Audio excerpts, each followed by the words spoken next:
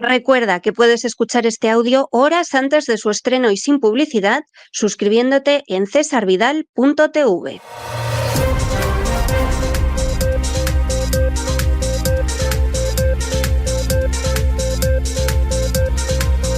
Las noticias del día. Estamos de regreso justo después de ese editorial que hemos dedicado a analizar la visita de Netanyahu a los Estados Unidos. Por cierto, aclaremos que además el primer presidente de gobierno que viaja a los Estados Unidos en el inicio de este segundo mandato de Donald Trump y que además viene en una situación que verdaderamente es impresionante. Si no fuera el primer ministro del Estado de Israel, en Estados Unidos, primero, no lo hubieran invitado en primer lugar y segundo, jamás habrían invitado a alguien que tiene una orden de arresto del Tribunal Penal Internacional, aunque Estados Unidos no lo reconozca, y que además está en una situación de crisis interna tremenda, no solamente porque hay gente que se ha ido de su gobierno y ahora todo depende de Smotrich, que es un auténtico fanático de la peor especie, sino porque además es un personaje con 3 causas penales pendientes y acaban de imputar a su mujer por otra causa penal y la condenaron hace no mucho tiempo por otra. Y bueno, la última imputación de la señora Netanyahu es por intimidar a testigos en las causas de su marido. Vamos, algo propio de un régimen totalitario. Bueno, semejante personaje jamás hubiera sido invitado a visitar Estados Unidos, no digamos ya en primer lugar, si no fuera porque es el primer ministro de Israel. Cosa que no debe sorprender, porque el AIPAC financia las campañas del 100% de los senadores que ahora mismo están en el Senado. Es que eso es una vergüenza. ¿Ustedes se imaginan que el 100% de los senadores en Estados Unidos, su campaña se la hubiera financiado un lobby pro-francés o pro-alemán o pro-mexicano? Es que sería un escándalo, es que sería el final de la carrera política de ese senador. Bueno, pues resulta que en el caso del AIPAC, que es un lobby sionista, el 100% del Senado y más del 90% del Congreso. El propio AIPAC se jacta en su página web de que el 93% de los candidatos a los que apoya electoralmente son elegidos. Que es para decirle al AIPAC, oiga, pues díganos usted quién quiere que esté en el Congreso y en el Senado y nos ahorramos las campañas electorales, la matraca de votar a alguien, etcétera, etcétera. Esto es bochornoso, pero explica la recepción a Netanyahu, aunque tenga una orden de arresto por crímenes de guerra emitida por el Tribunal Penal Internacional y aunque esté en la situación política y penal en que está. Bueno, llega aquí. Y la gente ingenua, que la hay, pensaba que a partir de aquí, hombre, pues se va a llegar a un alto el fuego total en Gaza, que efectivamente al final, después de la terrible guerra de Gaza, se va a abrir la solución de los 2 estados, que es la base de la existencia del Estado de Israel, y es el hecho de que el mandato británico de Palestina se dividía en 2 estados, uno árabe y otro judío, y en fin, lo pensaban. Lo pensaban porque no conocen la política de los Estados Unidos y no saben el peso de los lobbies judíos en la política de los Estados Unidos. Si esos lobbies, a principios del siglo XX, hace más de un siglo, cuando la población judía en Estados Unidos era mucho menor. De hecho, el gran salto de la inmigración judía en Estados Unidos se produce durante los años 20. Si esos lobbies, que entonces tenían un peso importante en la banca, tenían un peso muy importante en los medios, pero ni lejanamente tenían el peso que tienen ahora, pudieron arrastrar a los Estados Unidos a una guerra mundial. Y esto no es algo que sea la teoría de la conspiración o los protocolos de los sabios de Sion o demás historias. Esto está absolutamente comprobado porque lo han contado los protagonistas.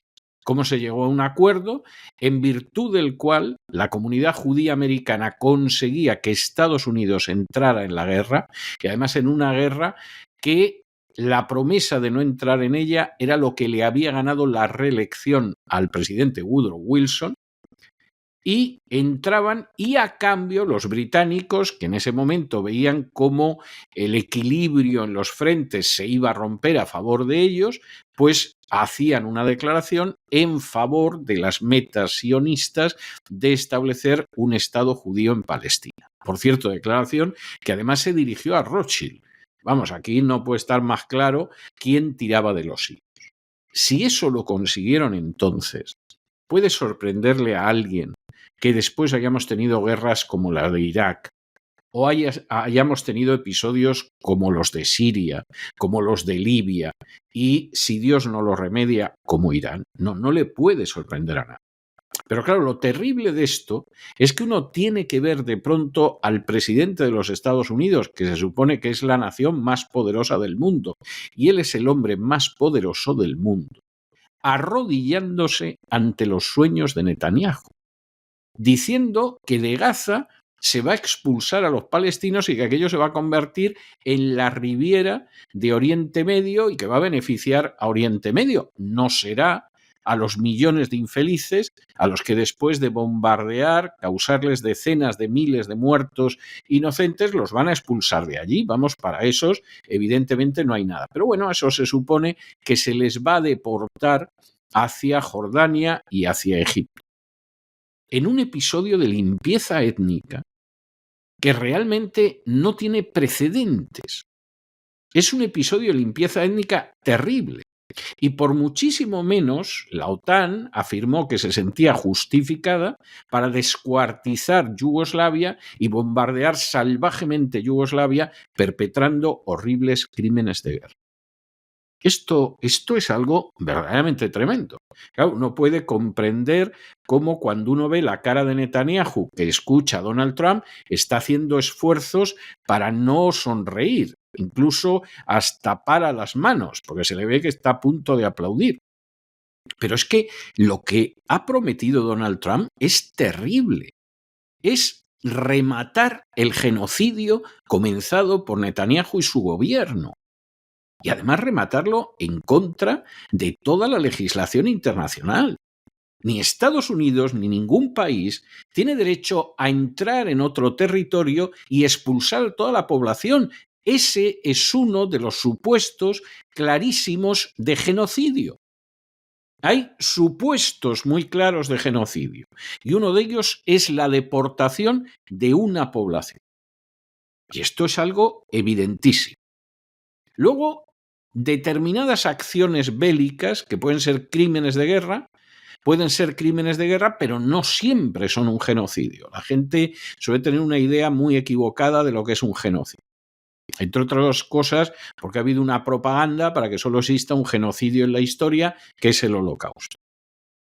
Pero el genocidio, que es un delito definido desde 1948, entre los supuestos, incluye el de la deportación de una población. Esto sería terminar de rematar un genocidio. Eso no lo puede hacer el presidente Trump, a menos que quiera arrojar sobre los Estados Unidos la vergüenza de perpetrar un genocidio para que Israel se quede con el gas de Gaza y haya constructores que hagan negocios con los apartamentos de lujo en Gaza, donde desde hace ya mucho tiempo, sobre plano, se están vendiendo los apartamentos, todavía con los escombros y los cadáveres de los palestinos ahí. Eso es algo verdaderamente monstruoso. Y esa gente que dice tanto eso de, uy, si yo hubiera vivido en la época de Hitler, yo esto no. Bueno, pues aquí tienen ustedes un genocidio que se ve con muchísima más claridad de lo que se podía ver cualquier genocidio en la época de Hitler. Quisiera ver si esa gente se va a manifestar contra el genocidio o encima va a intentar justificar. Cuando además esto se intenta justificar apelando a la Biblia, que en absoluto justifica semejante maldad, bueno, ya estamos cayendo en un grado de blasfemia y de indignidad morales que causa una terrible vergüenza ajena. Pero una terrible vergüenza ajena. Y en esta situación estamos. Y claro, como tampoco nos han terminado de contar todo, pues no sabemos si Donald Trump también se va a arrodillar ante Netanyahu aceptando una invasión de Irán, que sería algo terrible, porque durante su primer mandato se resistió, igual que en su día lo hizo Obama, y no le concedieron la invasión de Irán, que finalmente, gracias a Dios, la administración Bush no pudo llevar a cabo porque se quedó empantanada en Afganistán, una de las más sonoras derrotas de la historia de los Estados Unidos, y se quedó empantanada en Irak, donde sí derribaron a Saddam Hussein, pero ahora hay un gobierno favorable a Irán, porque si te roban y te quitan tus riquezas naturales y te bombardean masivamente, es muy difícil que a ese agresor encima le tengas cariño. Y esto es de sentido común, tampoco hay que ser un genio de la geoestrategia para verlo. Está transitando el presidente Trump por caminos muy peligrosos en política internacional, que pueden causar, no voy a decir un daño inmenso al mundo, que eso es evidente, no hay nada más que ver el destino que ya han anunciado sobre los palestinos, pero un daño enorme a los Estados Unidos. Y desde luego es para plantearse quién manda en este país. Y si verdaderamente manda el presidente de los Estados Unidos, o hay una camarilla que desde hace más de un siglo toma decisiones en este país y que lo mismo te crea la Reserva Federal para que no haya un banco nacional digno de tal nombre, que empuja a este país a una guerra mundial, o que en un momento determinado pues se permite rediseñar en contra de la justicia, de la humanidad y del derecho internacional el mapa de Oriente Medio. Es desde luego para pensarlo, sinceramente es para pensarlo. Es para pensarlo porque parece que Estados Unidos, como si fuera una república bananera, tampoco tiene ni independencia, ni soberanía, ni libertad a la hora de tomar sus decisiones en política internacional. Pero en fin, de eso trataba el editorial y nosotros tenemos que meternos ahora con nuestro boletín de noticias y empezar, como siempre, con lo que es el segmento de España. Y lo empezamos con una muy buena noticia. Hay que hacer una pausa, porque decir que vamos a dar una buena noticia de España es algo que lamentablemente, vamos, no podemos hacer todos los meses. A veces casi parece que ni siquiera en el curso de la temporada. ¿Cuál es esta buena noticia? Los oyentes de La Voz saben que existe un grupo de funcionarios que son la hez de los funcionarios en España, que son los buscabonus de la agencia tributaria. Los buscabonus de la agencia tributaria han sido definidos en el Financial Times como una banda de ladrones, sin ninguna exageración. Es una descripción incluso moderada, realmente austera, tersa. Hace pocas horas también otro gran medio en los Estados Unidos ha definido a esos mismos buscabonus de la agencia tributaria como banda de ladrones también. O sea, me parece que esto se va conociendo ya, va sonando en el mundo, lo que es una realidad innegable. Y esa hez del funcionariado español, banda de ladrones, según el Financial Times, que son los buscabonus de la agencia tributaria, se ha caracterizado desde hace muchísimo tiempo por quebrantar la legalidad, por incurrir en una prevaricación sistemática simplemente para robar más a sus víctimas y desde luego para seguir cobrando bonos. Entre las cosas que hacían, que verdaderamente indica la canalla que forma el cuerpo de buscabonus, estaba el hecho de ir por la vía penal para intentar cobrar deudas que ya estaban prescritas. Vamos a explicar esto. Las deudas con Hacienda, aunque los buscabonus son los primeros que pisotean ese precepto legal, prescriben a los 4 años. Todas las deudas tienen un plazo de prescripción. Todas las deudas tienen un plazo de prescripción que varía según la deuda, pero esto es normal en todas las deudas y en todos los sistemas del mundo. Y concretamente, En el caso de las deudas con Hacienda, son deudas que prescriben a los 4 años. A partir de los 4 años no se puede pretender cobrarlas porque han prescrito. ¿Qué hacían los buscabonus de la agencia tributaria? Ir de manera totalmente ilegal y prevaricadora por la vía penal. Ya no podemos ir a por ti para que pagues la deuda porque ha prescrito, por las razones que sean, y entonces lo que hacemos es que nos inventamos un delito fiscal, que esos prescriben a los 5 años, y de esa manera lo que sucede es que vamos a por ti por la vía penal y encima, como te amenazamos con la prisión, pues bueno, tú lo que acabas haciendo es pagando algo que legalmente no tienes que pagar un céntimo. Uno diría, ¿pero para qué están los jueces? Bueno, pues desgraciadamente en muchos casos para apoyar la canallada perpetrada por los buscabonus. En un momento determinado resulta que llegaban y decían, no, aquí hay un delito fiscal, prescribe a los 5 años, pues vamos a por él aunque la deuda esté prescrita. No, pero aquí no hay ningún delito fiscal, no importa, nos lo inventamos. Bueno, pero en ese momento lo que sucederá es que el juez lo detendrá. No, en muchos casos el juez de instrucción es un canalla a la altura de los buscabonus que decide que apoya tesis que son totalmente ilegales.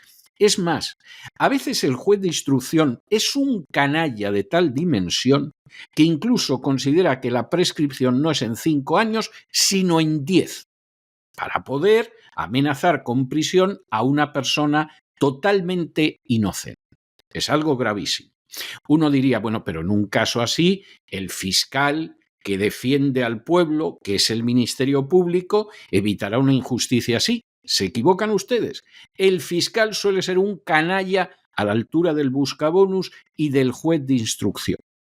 Y el fiscal no solamente acepta la mentira que están lanzando los buscabonus sobre una víctima inocente, sino que incluso busca cómo condenar con un testimonio falso a la víctima de los buscabonus. Y entonces acusa a un tercero que no tiene nada que ver de estar implicado en el asunto, y cuando ese pobre tercero que pasaba por allí se entera de que le acusan de un delito que no ha cometido, entonces el fiscal le dice, pero le voy a retirar la acusación o se la reduzco a 2 años de tal manera que no ingresa en prisión porque se le aplica la remisión condicional, pero a cambio de eso usted miente como un criminal, igual que los buscabonus, que el juez de instrucción y que yo mismo, y acusa a la persona que van buscando los buscabonus de haber cometido algo que no ha cometido, pero de lo que falsamente lo acusan los buscabonus.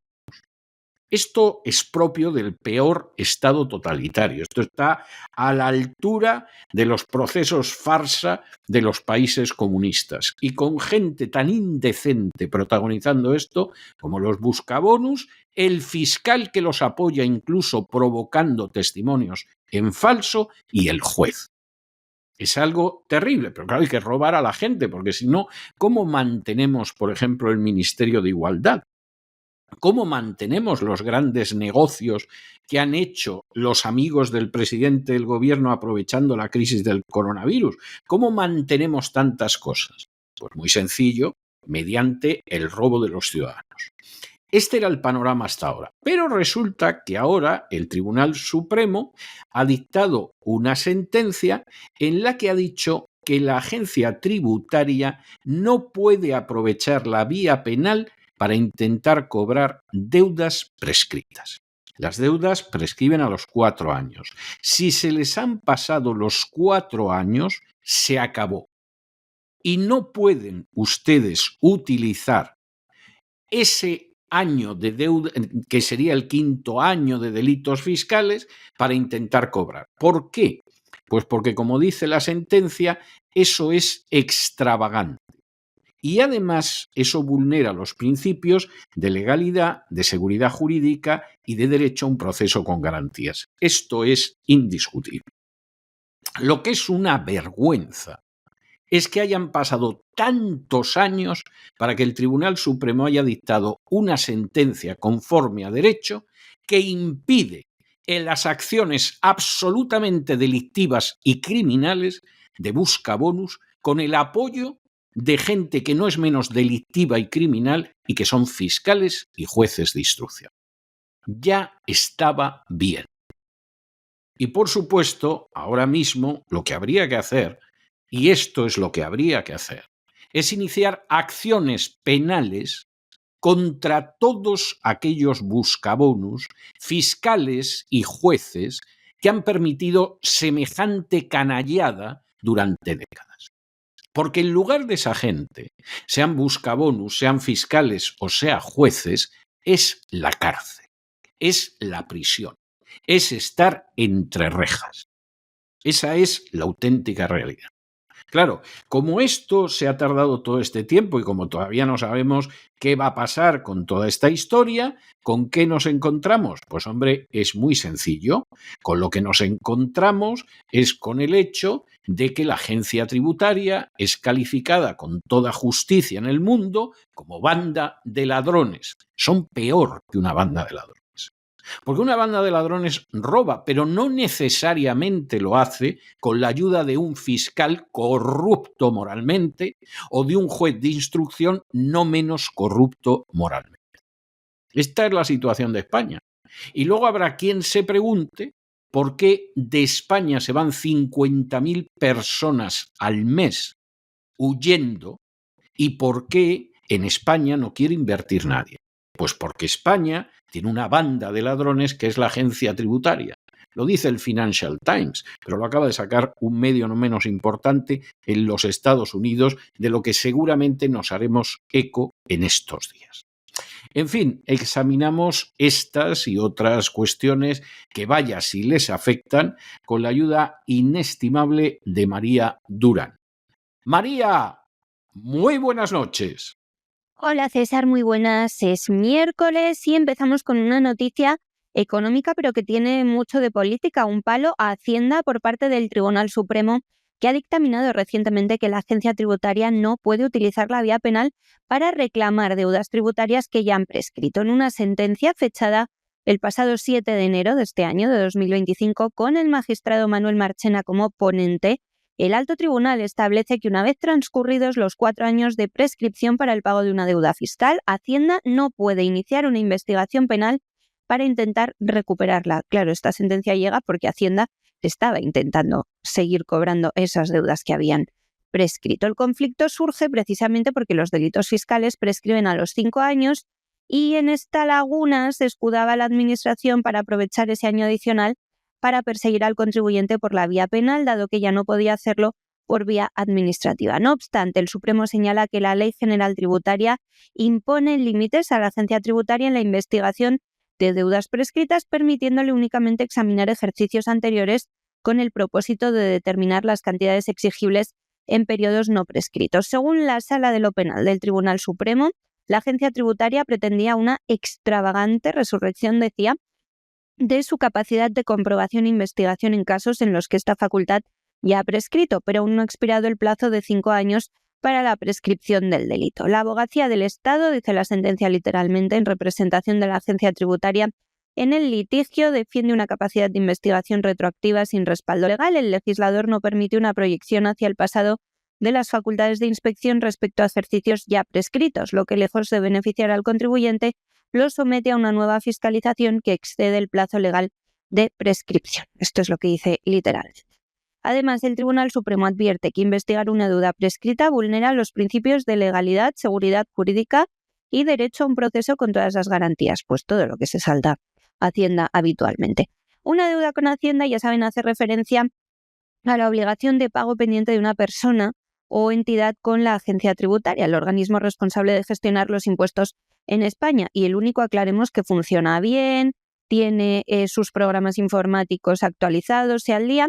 Esta deuda se puede originar cuando no se cumplen adecuadamente las obligaciones fiscales, por falta de pago, por errores en la declaración o por infracciones tributarias. Estas son las principales causas que pueden generar una deuda con Hacienda. La falta de pago de impuestos, no haber abonado, por ejemplo, el IVA, el IRPF, el impuesto sobre sociedades u otros tributos dentro del plazo establecido. Hacienda, en cambio, sí se puede saltar los plazos solo pagando un pequeño recargo de intereses y en ocasiones ni eso.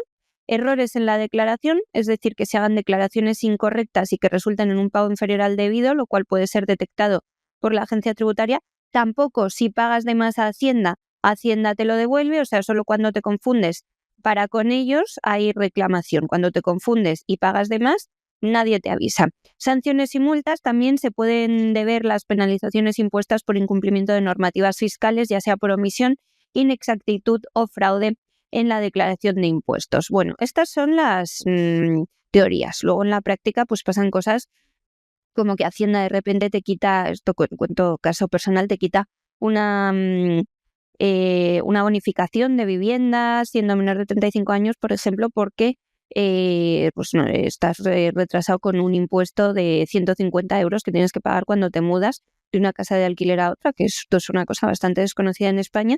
Pues Hacienda lo que hace es negociar y al final que le salga siempre a ganar. Es como los casinos, ¿saben? Lo de la banca siempre gana. Bueno, pues con Hacienda pasa exactamente lo mismo. Y ha dicho el juez del Tribunal Supremo Marchena que no, que hasta aquí.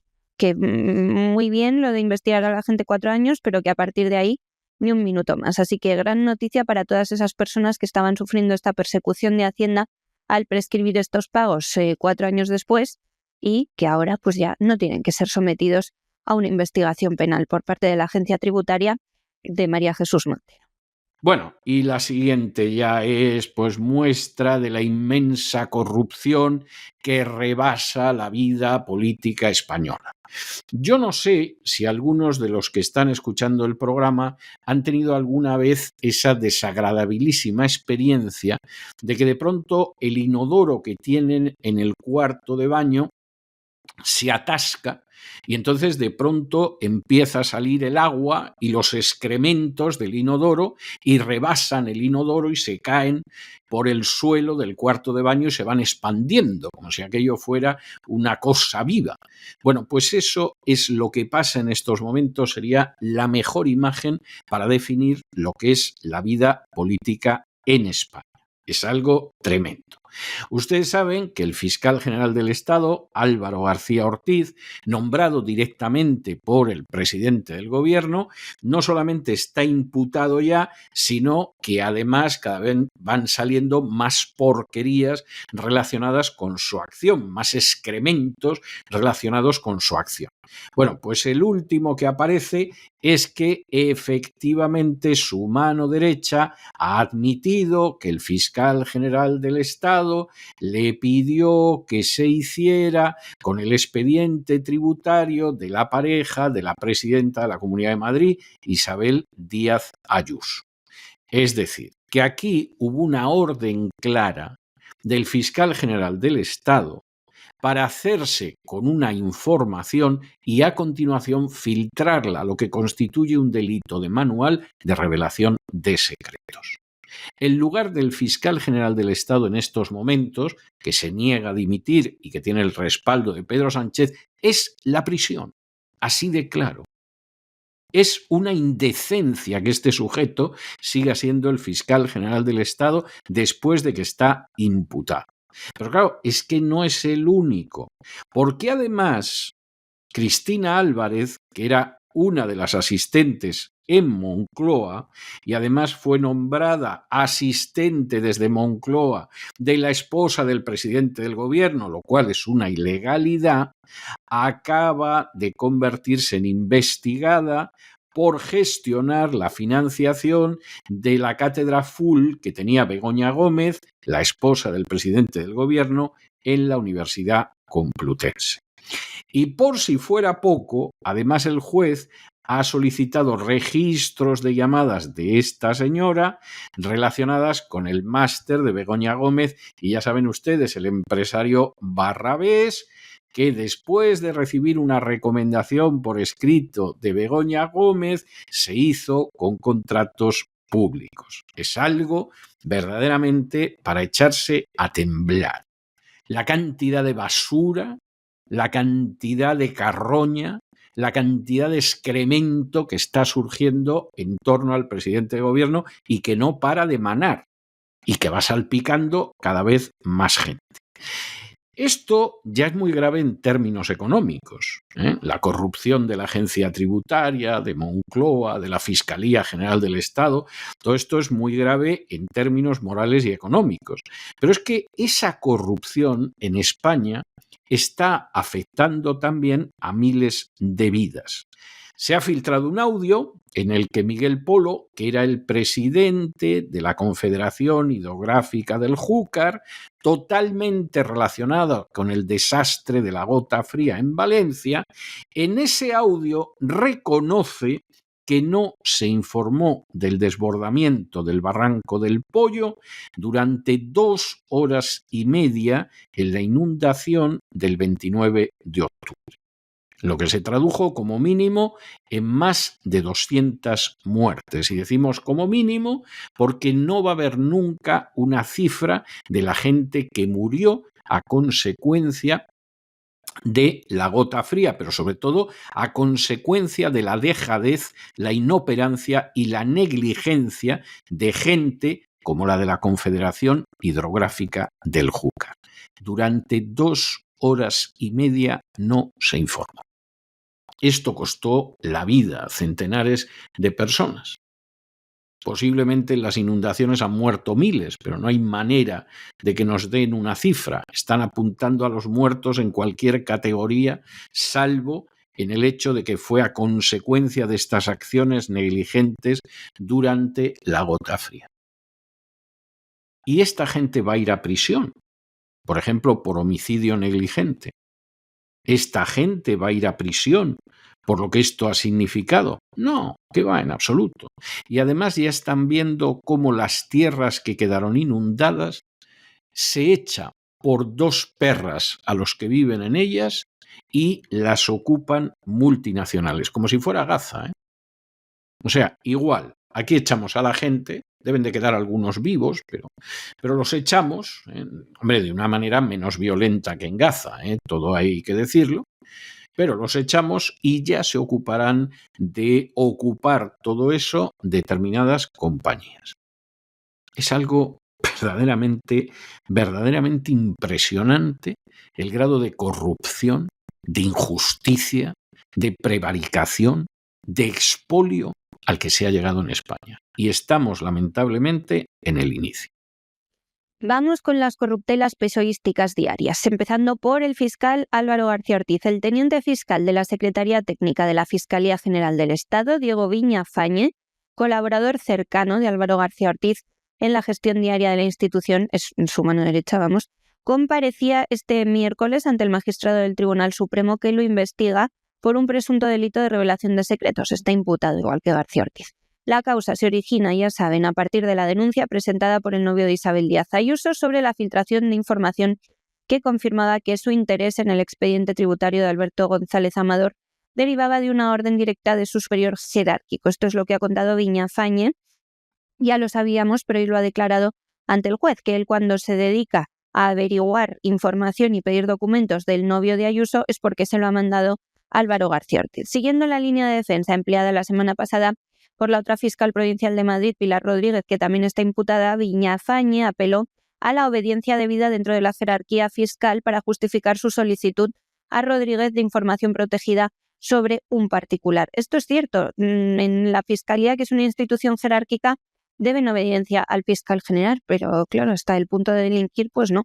El instructor del caso le atribuye a Viñafañe un papel relevante, aunque secundario, en los acontecimientos previos a la filtración del correo electrónico que el abogado de González Amador remitió el 2 de febrero al fiscal de Madrid que llevaba el caso, Julián Salto, proponiendo un acuerdo a cambio de admitir 2 posibles delitos fiscales. Viñafañe ha reconocido que participó en la solicitud realizada por el fiscal general del Estado, quien le contactó, dice, la noche del 13 de marzo de 2024, cuando se publicaba el asunto. Sin embargo, negaba cualquier implicación en la posterior nota de prensa que divulgó detalles de este y otros correos electrónicos, que también fue una cosa inaudita, que la Fiscalía emitiera una nota de prensa para desmentir a un particular.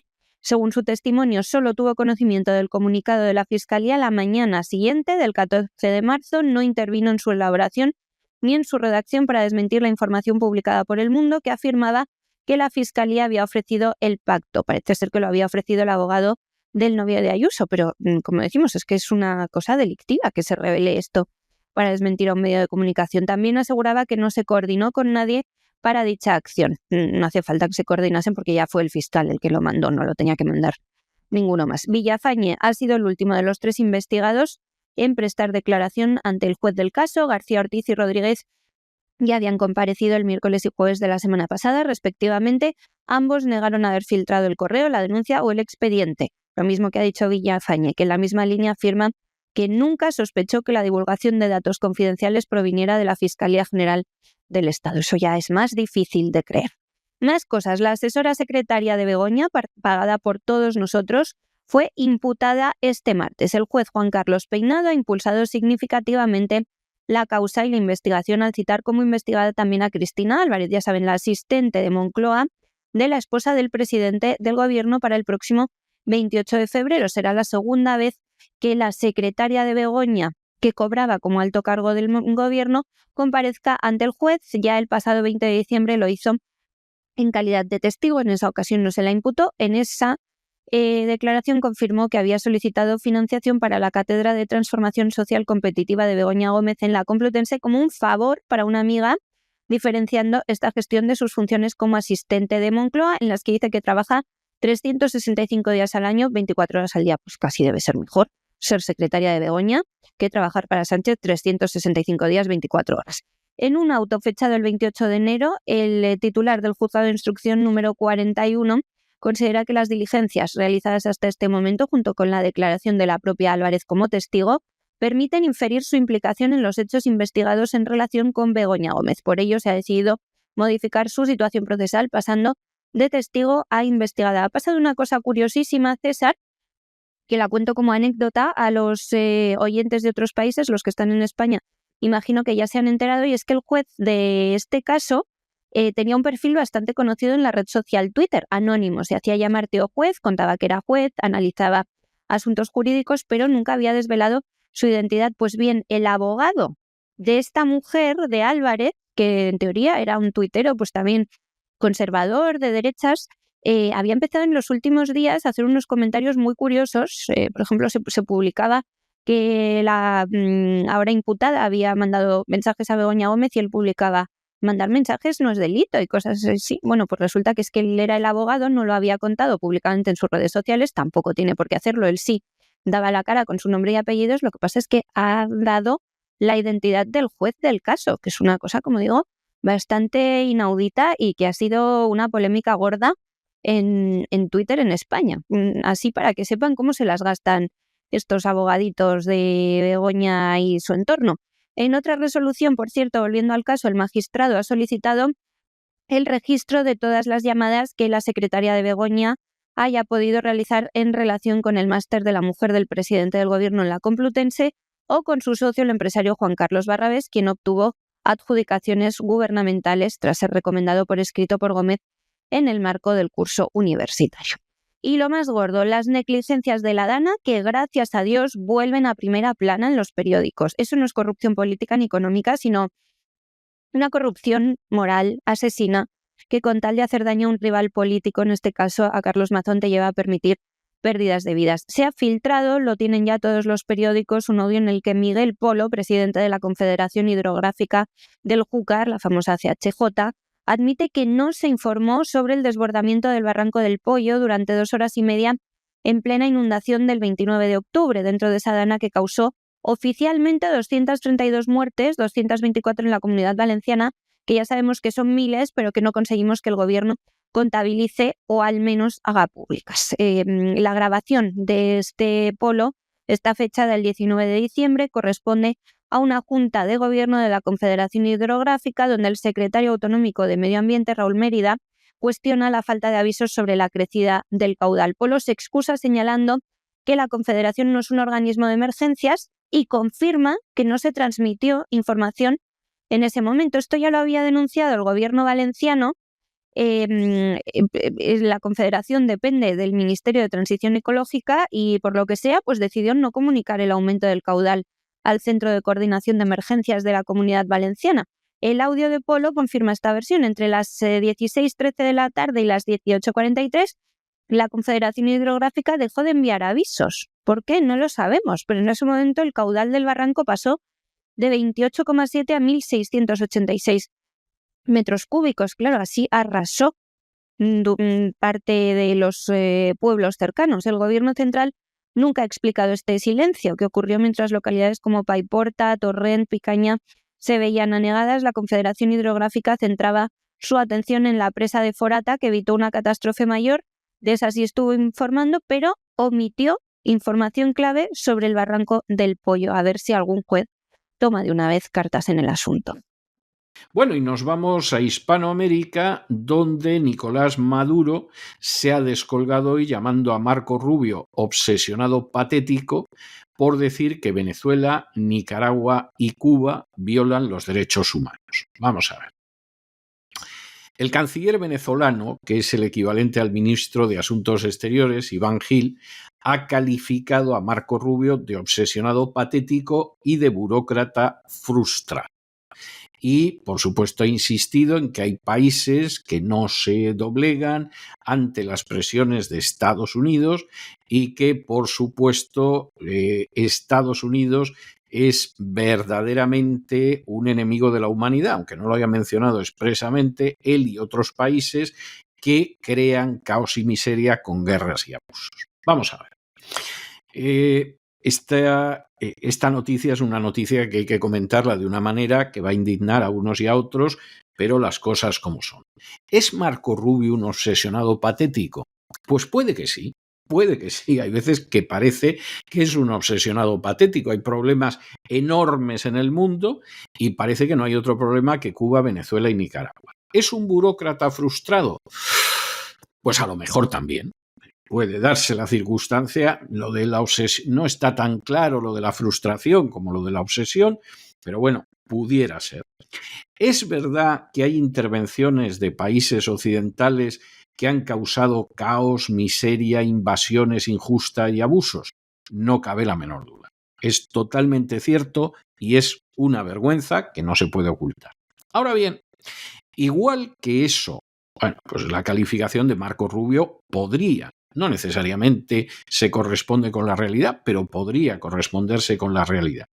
E igual que sí que se corresponde con la realidad, que determinadas intervenciones internacionales pues son verdaderamente criminales y de unos resultados inaceptables, es cierto, hombre, no se puede negar que en Cuba, en Nicaragua y en Venezuela se violan los derechos humanos y se violan de manera sistemática.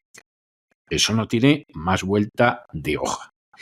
Y el hecho de que Marco Rubio haya acusado al gobierno sandinista de Nicaragua de consolidar una dinastía familiar, pues hombre, es algo que admite muy poca discusión.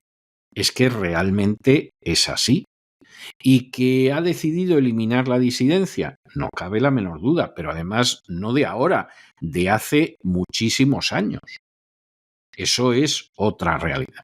Entonces, claro, aquí lo que no se puede caer es en el hecho de que en un momento determinado, por decir una verdad en cierta dirección, se oculten las verdades en otra dirección.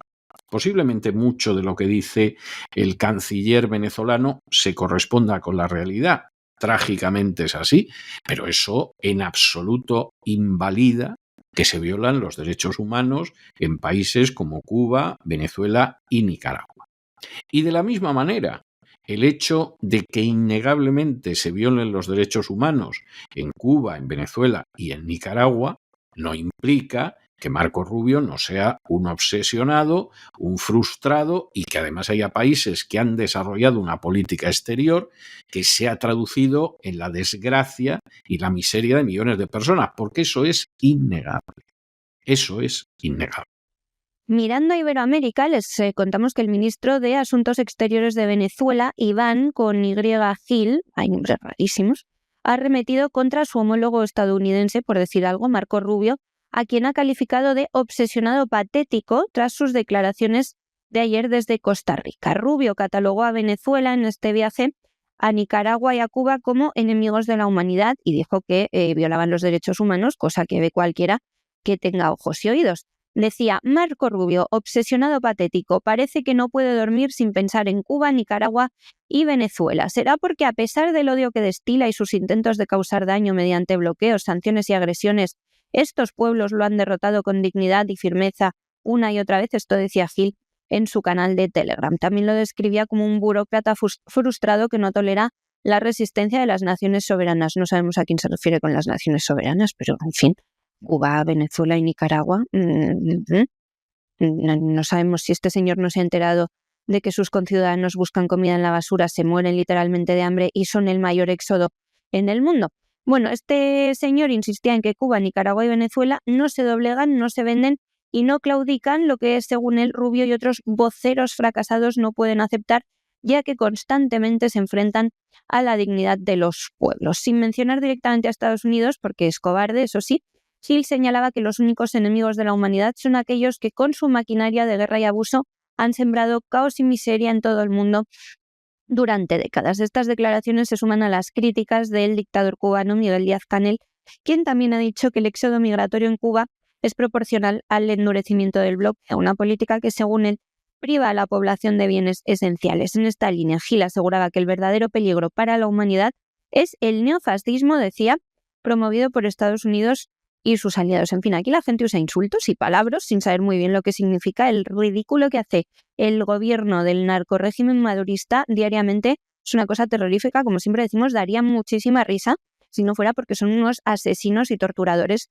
de su pueblo. Por su parte, Marco Rubio, en esa visita a Costa Rica que les mencionábamos como parte de su gira por Centroamérica, justo antes había estado en El Salvador, reiteraba su postura, señalaba que los regímenes de Venezuela, Nicaragua y Cuba son responsables de la crisis migratoria en la región, cosa ciertísima, ya que sus sistemas no funcionan, no son responsables al 100%, pero sí en una parte muy importante, desde luego, y sobre todo Venezuela.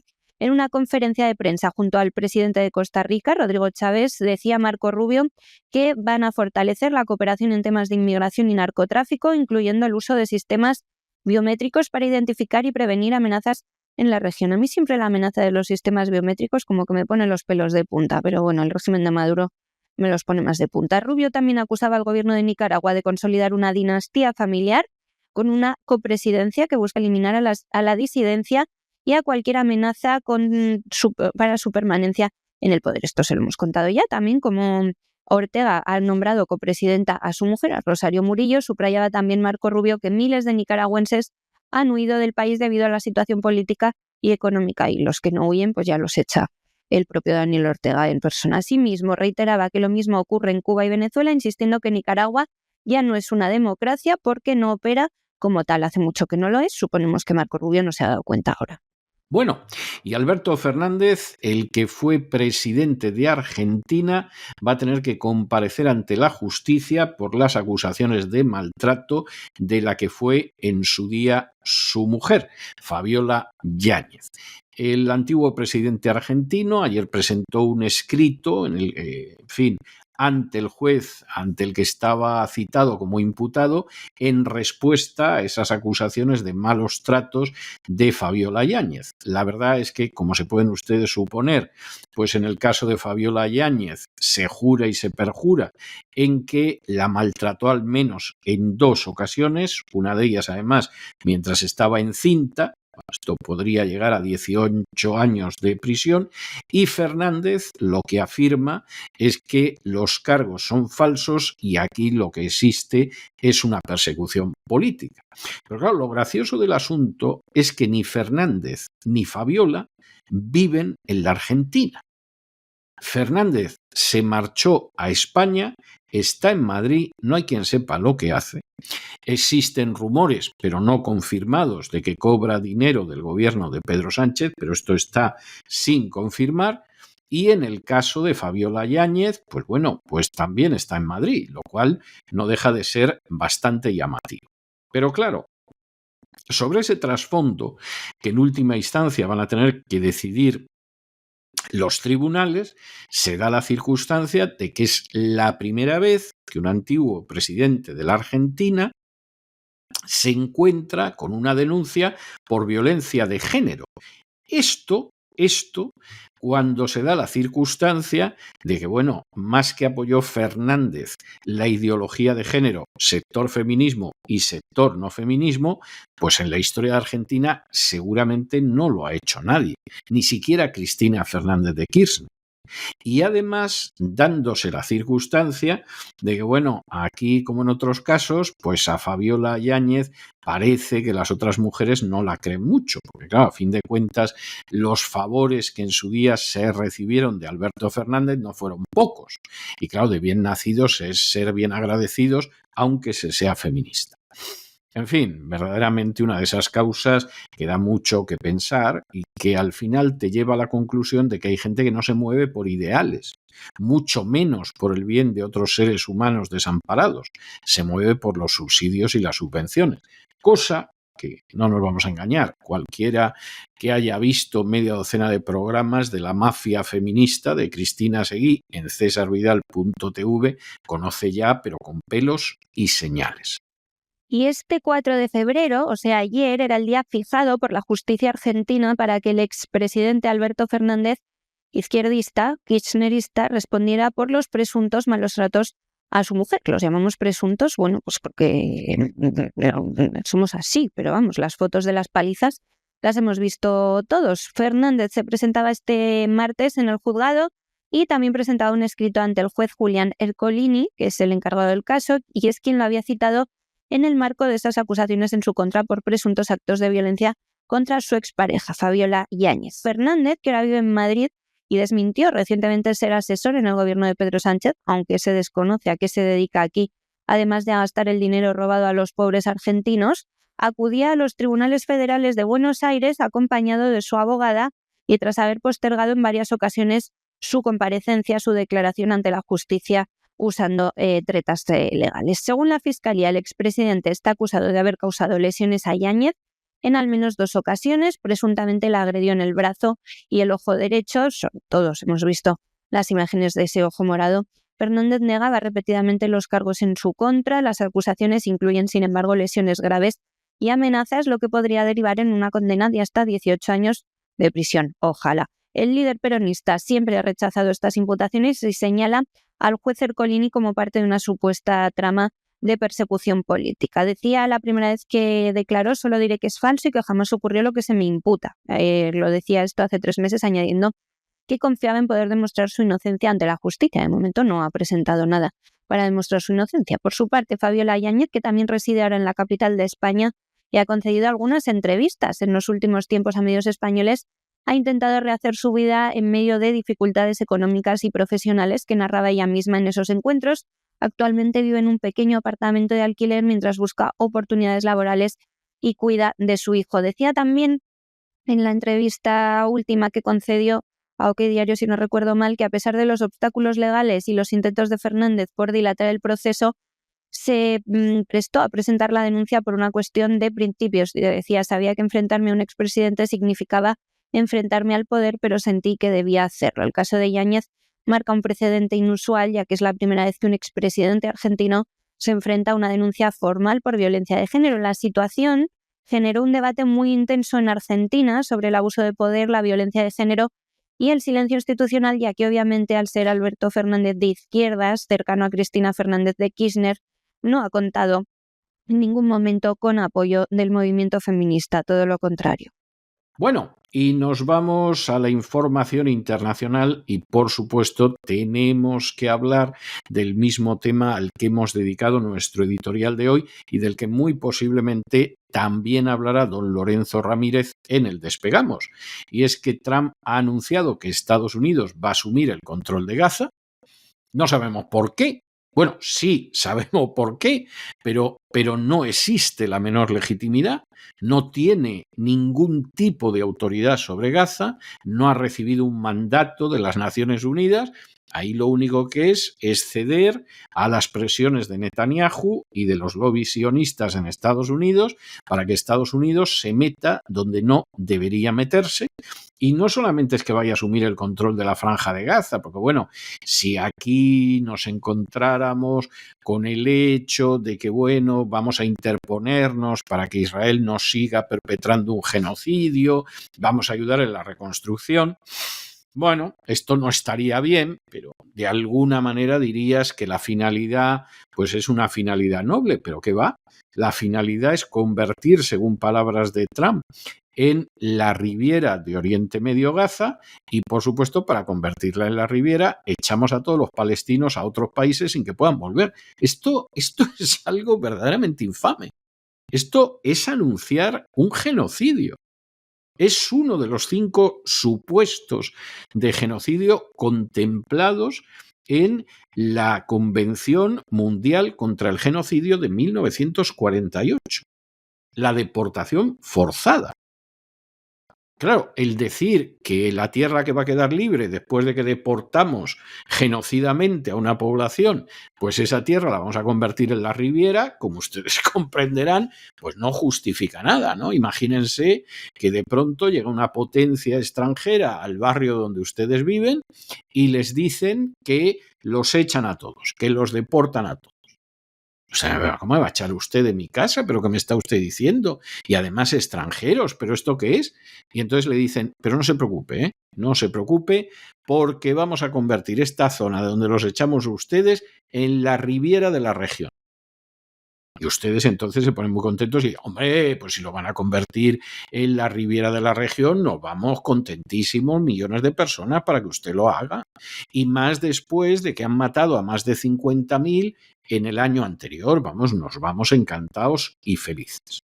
Claro, como ustedes comprenderán, Naciones Unidas ya ha advertido de que esto podría ser un episodio de limpieza étnica. No, podría ser, no, es.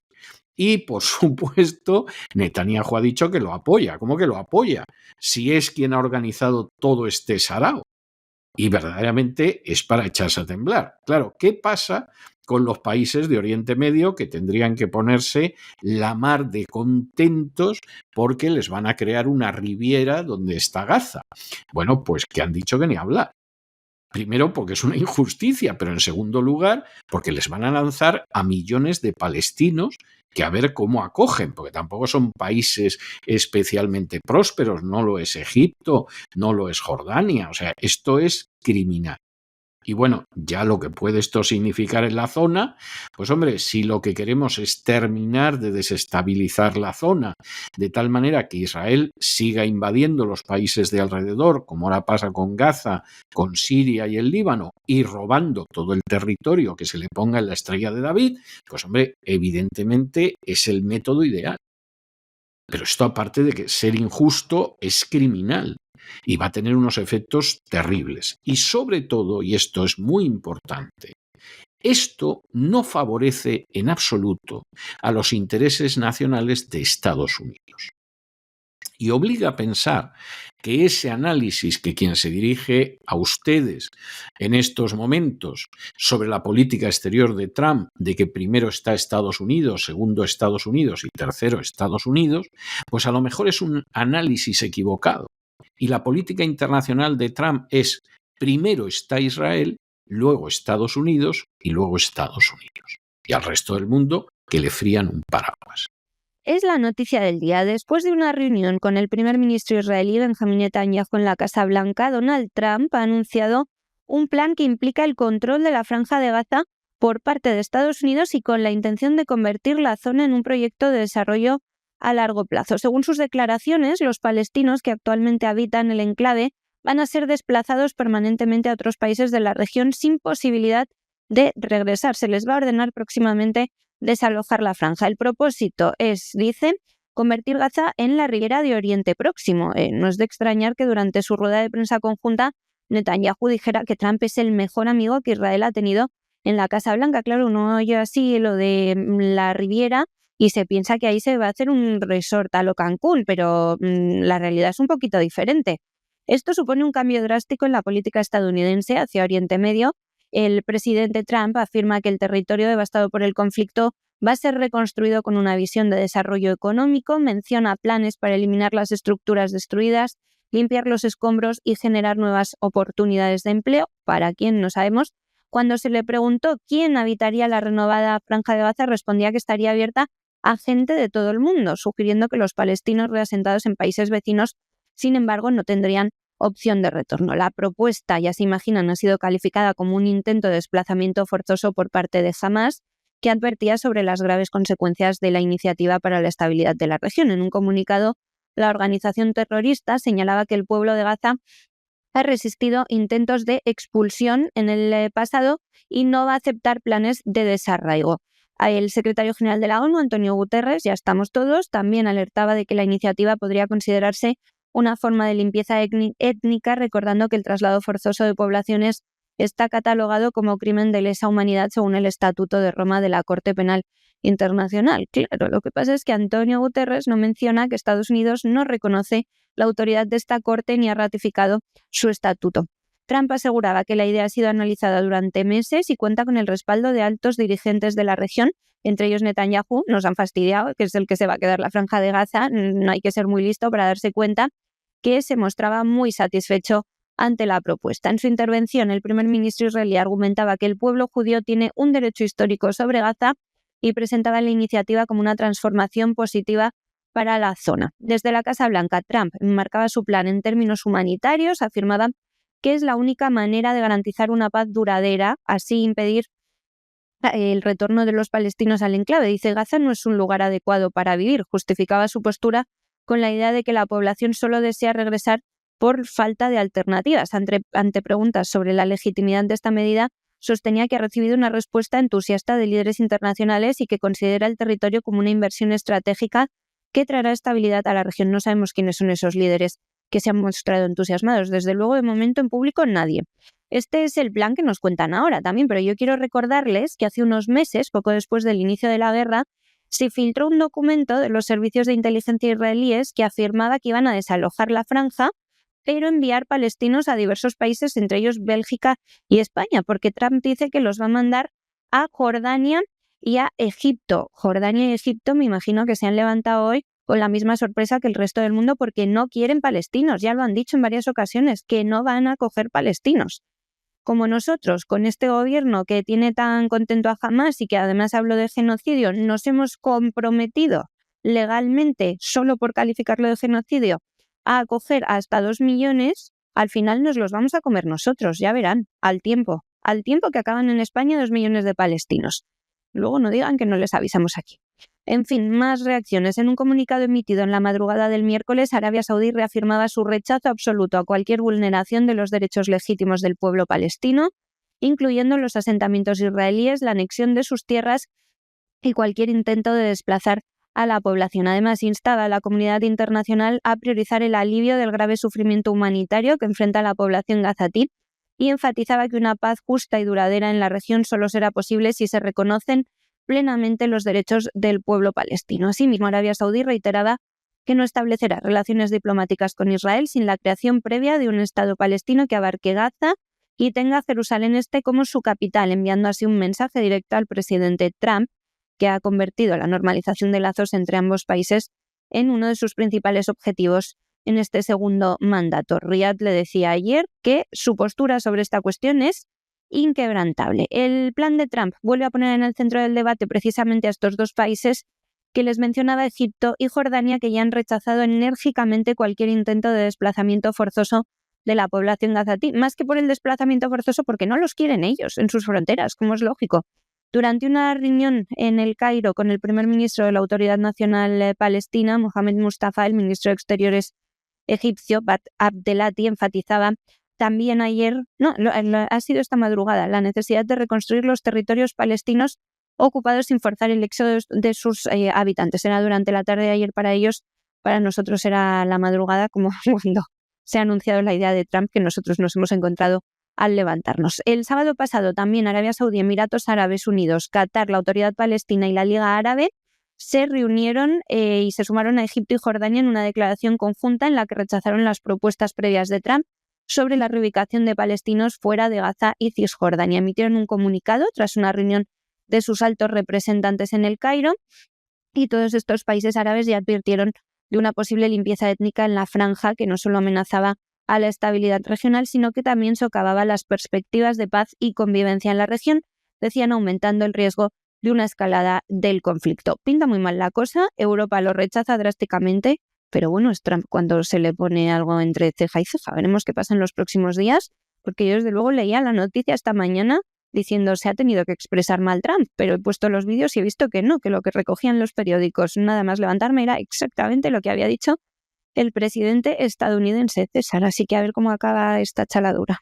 Y acabamos con una nota enormemente interesante, porque ustedes saben que hace unos meses, en la temporada anterior, entrevistamos a Faina Sabenkova, que es una escritora y activista ucraniana que tuvo que huir de Ucrania cuando era una niña, ahora tiene 16 años, por la sencilla razón de que como no era una nacionalista ucraniana, su vida corría peligro. Es más, escribía cuentos para niños y uno que había de animales, pues consideraron los nacionalistas ucranianos que era peligrosísimo y para evitar que la mataran, pues se acabó trasladando a Lugansk, que ahora está bajo control ruso y forma parte de la Unión Rusa de Escritores. De hecho, es una de las voces absolutamente autorizadas sobre el conflicto de Ucrania y, por supuesto, silenciada en la medida de lo posible en Occidente. Bueno, pues a los 12 años, Faina Sabenkova ya aparecía en el Mirabarets, que es una web ucraniana donde aparecen los que consideran agentes del Kremlin. Es posible que alguno sea un agente del Kremlin, pero en su inmensa mayoría no, y la prueba la tienen ustedes en que hay 327 menores en esta indigna y miserable página web ucraniana. Y lo cierto es que, aunque se le ha pedido en alguna ocasión a Zelensky que cerrara esta página web, porque hay gente que aparece en la página web y ya los han asesinado los sicarios ucranianos, y por supuesto en el caso de Faina Sabenkova sigue ahí, por supuesto Zelensky esto no lo ha cerrado ni cosa parecida. ¿Qué es lo último que ha hecho Faina Sabenkova? Ha escrito a Tulsi Gabbard, que en estos momentos pues, ha pasado ya la comisión del Senado para ser la directora de inteligencia en Estados Unidos. ¿Y qué le pide? Hombre, haga usted lo posible porque cierren esta página donde gente que ha aparecido, sobre todo periodistas, han sido asesinados, porque es que también hay ciudadanos americanos. Por ejemplo, usted, señora Gabbard, está en esa página de los sicarios ucranianos. Está también Oliver Stone, el conocidísimo y oscarizado director de cine americano, y está Roger Waters, lo cual es gravísimo. Y efectivamente, esto es muy importante, una de las primeras cosas que podría hacer Tulsi Gabbard es conseguir que esta página de sicarios y asesinos ucranianos se cierre. Y no solo en bien de los ciudadanos americanos que aparecen en ella, sino también en bien de toda aquella gente que se ve acosada, expuesta a un peligro que no pocas veces es mortal y que efectivamente es un peligro que arranca de esa entidad criminal que es el nacionalismo ucraniano. Ya sabemos que USAID le dio mucho dinero para que llevaran a cabo el golpe de 2014 en Ucrania, el golpe del Maidán, y ya sabemos que han seguido dando dinero, pero eso se tiene que acabar. Y la señora Gabbard tiene que acabar con ello. Y precisamente esta carta abierta de esta jovencita, todavía una adolescente, de Faina Sabenkova, pone el dedo en la llaga de algo que las furcias mediáticas de Occidente no se han atrevido a decir durante años. Qué vergüenza que al final una menor de edad, aunque tenga mucho talento, sea la que tenga que denunciar algo tan criminal como esta página ucraniana. Y les acercamos ahora, antes de finalizar, una historia de Faina Sabenkova. Es una jovencísima escritora ucraniana de 16 años que se ha hecho conocida durante la guerra por publicar cuentos con los que trata de evadirse del conflicto armado y también vídeos en redes sociales en los que denuncia el trato del gobierno ucraniano a los ciudadanos del Donbass. Es residente en Lugansk, miembro de la Unión Rusa de Escritores y de la Federación Internacional de Escritores en la categoría junior. Ha sido galardonada con más de 4 premios, ha escrito varios libros, uno que se llama un cuento El mundo que no existe, inspirado en un sueño que tuvo, también la novela De pie sobre tu hombro, que retrata la vida en el Donbass. O sea, es un portento esta chica tan joven. Pero pese a su corta edad, ya sabe lo que es la persecución ideológica, ya que cuando tenía 12 años Faina, su nombre apareció en una página web ucraniana llamada Mirotvorets, donde se registran los datos de personas señaladas como agentes del Kremlin y buscadas por grupos afines a Kiev. Lanzado en 2014, este sitio web alberga información personal de numerosas personas, incluidos 327 menores de edad. Estos datos, dicen las personas que aparecen señalados como objetivos, habrían sido obtenidos de forma ilegal a través de hackeos, de suplantaciones de identidad y posteriormente publicados, obviamente, sin el consentimiento de ninguno de los afectados. Sabenkova solicitó al presidente ucraniano, a Volodymyr Zelensky, el cierre de esta página, que niega tener nada que ver el gobierno de Ucrania con ella, pero el sitio aparentemente cuenta con el respaldo del Ministerio del Interior de Ucrania, ya que estas peticiones de los amenazados de cerrar la web nunca reciben respuesta. El caso de Faina no fue diferente. Ahora ella le ha escrito una carta a la nueva responsable de inteligencia de Donald Trump, a Tulsi Gabbard, en la que denuncia precisamente esto y que pasó al inglés. Hola, señora Gabbard, mi nombre es Faina Sabenkova. Soy una joven escritora y periodista de la ciudad de Lugansk, en Donbass. Durante su campaña electoral, el presidente Trump prometió hacer de Estados Unidos un gran país, restaurar la libertad de expresión y trabajar por la paz en Ucrania y la Franja de Gaza. También afirmó que protegería a los estadounidenses donde quiera que estuvieran. Me gustaría ver la paz en Donbass, tal y como ha dicho el señor Trump. Sin embargo, señora Gabbard, tengo dudas sobre la capacidad del presidente Trump para cumplir sus promesas, en particular la de proteger a sus compatriotas donde quiera que se encuentren. Desde hace 11 años existe un sitio web nacionalista privado llamado Mirotvorets que el gobierno ucraniano afirma no respaldar. Este sitio publica datos personales como nombres, fechas de nacimiento, direcciones, números de teléfono, no solo de ciudadanos rusos, sino también de estadounidenses y británicos, incluidos Roger Waters, un músico británico, Oliver Stone, director de cine estadounidense, Max Blumenthal, periodista estadounidense, y Stephen Dorff, también actor estadounidense. Lo que resulta aún más sorprendente, sigue la carta, señora Gabbard, es que sus propios datos personales también están publicados en este sitio, han estado allí desde 2022. Usted ha asumido recientemente el cargo de directora del Servicio Nacional de Inteligencia de Estados Unidos y la presencia de sus datos en Mirotvorets hace que la reputación del presidente estadounidense y del país en sí parezca una broma. Incluso si esta información fuera eliminada, su publicación demuestra claramente la verdadera actitud de los nacionalistas ucranianos hacia los ciudadanos estadounidenses, precisamente las personas que Donald Trump prometió proteger. La situación es aún más absurda si se considera que al mismo tiempo el presidente de Ucrania está suplicando a Estados Unidos dinero y armas, supuestamente para la guerra contra Rusia. También me gustaría recordar que Oles Buzina, un periodista ucraniano contrario a las políticas de su gobierno, asesinado en 2015, Max Fomin, un bloguero ruso-ucraniano asesinado en 2023, y Daria Dugina, una periodista rusa asesinada en 2022, fueron asesinados después de haber sido incluidos en la lista de Mirotvorets, lo que demuestra lo peligroso que es este sitio web. Muchas personas cuyos datos aparecen allí temen por sus vidas y esta preocupación está lejos de ser infundada. Aún más indignante es que el sitio también publica datos personales de niños que no pueden defenderse. Por ejemplo, mis propios datos personales aparecieron cuando solo tenía 12 años.